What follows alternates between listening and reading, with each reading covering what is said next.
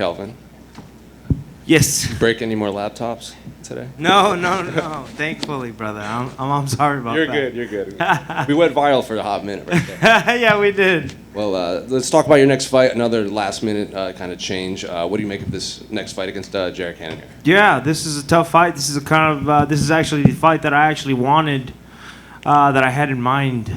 And I knew he was booked, but I knew that, Costa is a...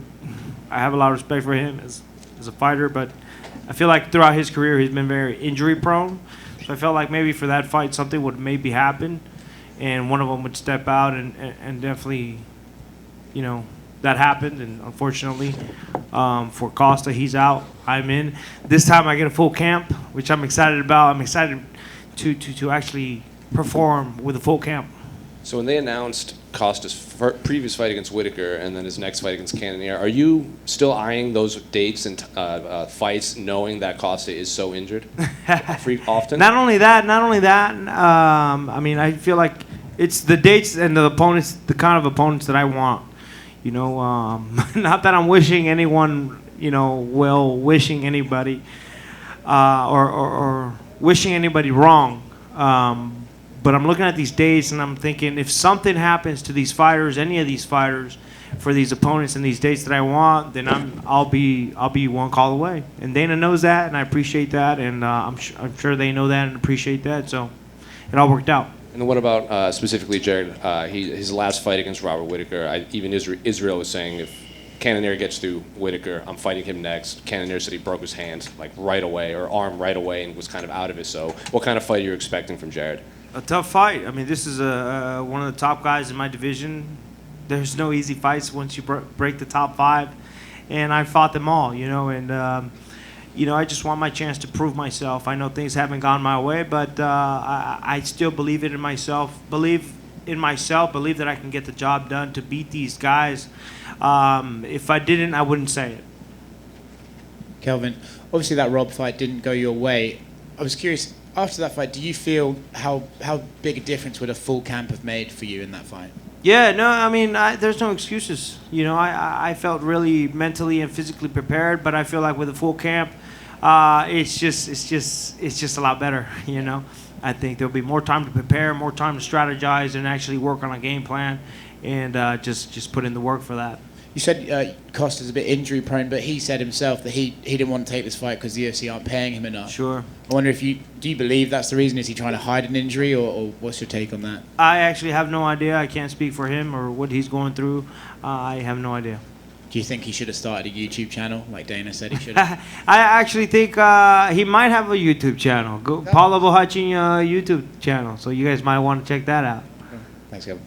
How you doing? Kelvin, over here. Obviously a big fight in your division tonight, title fight on the line. What's your prediction for that one? How do you see it going? Yeah, I think if, obviously I'm rooting for Marvin. Marvin's a training partner. We've been training together for a long time, so I hope he does well. I think if he can implement the takedowns and kind of use that same blueprint that Blachowicz kind of used, I think he will be very successful in this fight. And just as for your fight with Rob, were there any specific big takeaways you took away from it? Sorry? Big takeaways from the fight with Whittaker. Yeah, I mean, he was just a step ahead the entire time, and it really motivated me. It really lit a fire in me to know that, man, I still have kind of a little bit of work to get to that kind of level. He impressed me a lot. I didn't think he was that good. And looking back at the fight, it's like, man, no one has ever. I've never felt like that in a fight. Where not even Israel Adesanya did I feel like that. He really frustrated me. Really made me look bad, and he was just a step ahead the entire fight. And did you feel any kind of pressure relief at this point in your career, where, unfortunately the losses, but has that relieved anything? What's that? Any pressure relief being in the spot that you're in now, where kind of having to come back a little bit, climb your way back up at the top after having been there already? The pressure's always there, man. I mean, I put it on myself. I expect great things from me, and yeah, that's really what it comes down to. The pressure is always there. It has not changed whether I'm on a winning streak or not. The pressure I put on myself to perform is more than anybody will put on myself. All right, thanks, Kelvin. I just wanted to follow up on that. What exactly was it about Rob that he's so good at and frustrated you? Technically, what was he good at? He was much faster than me, and really utilized his footwork really well. He did not want to stand in the pocket with me. I kept hearing his corner saying, get out of the pocket, get out of the pocket. You don't want to stand in the pocket. And he used his jab really well. He was just a little bit faster than I am. There's just a couple of more technical things that they're not out of this world, things that I have been working on, things that I will be working on, and things that I've improved on, in my opinion. Was that something that after the fact you're like, wow, that was impressive, or is it during the fight you're going, God damn, this guy's really good? Well, during the fight, it's like, what is actually going on? I am getting clipped left and right. What is going on? My head is just like on this the entire time. I'm like, what is going on? I've never felt this. It was after the fight for sure. He impressed me a lot. Do you look at that Rob that you fought and the Israel that you fought and you think, man, he could really give the champion problems if they end up rematching? Absolutely. I just didn't think Rob was... Rob impressed me a lot, man, in that fight against myself. If he fights the way that he did against myself, he will have a real chance of regaining that middleweight title.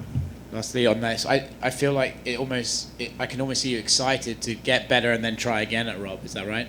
Absolutely, man. I'm still 29 years old. I feel like I still have it in me to beat these guys. If I didn't believe it, I wouldn't say it, man. And I still have a long road ahead of me, in my opinion. I feel like I'm restarting my career. I have a new perspective, in my opinion, and just putting a renewed focus in my career, and it's exciting for me. Kelvin, so you kind of talk about pressure again. At UFC 258, did you feel your back was against the wall and there was a possibility that you might get cut if you did not win that fight? Against Heinisch? Yeah. Not really. Not really. Like I said, they asked me earlier about pressure. Like, the pressure is always there, whether you're on a winning streak or not. Like, anything can happen. Pressure's always there. If you beat Cannonier, he's ranked number 4. Do you think if Israel wins tonight and he fights Rob, are you next? If you beat Cannonier? No, I think I need maybe 1 or 2 more after that. I think I'd have to beat Cannonier and then maybe another top 5 guy. The road is a lot closer now these days. But that's came with like over 10 years of work, so 1 or 2 fights and it gets me closer, but still a little bit of road ahead of me. But could you be like Dana? Go back and watch my fight with Israel Adesanya, and I gave him his hardest fight. Couldn't you kind of give him the elbow? It can happen. Hey, it's up to the fans too. If they want it, we can make it happen. Finally, on fans, you were at the weigh-in yesterday, and then you had a meet and greet, and the man of the people, they were going crazy for you. How, I guess, kind of going back to normalcy, how exciting was that to feel? Yeah, it was crazy for me. It was exciting just because this is the first time I've been around people. I know a lot of you guys probably been in Jacksonville and in Texas as well. This is the first time for me, so it's exciting to get back, and I'm thrilled, man. I'm excited. Thank you. Yeah. Thank you.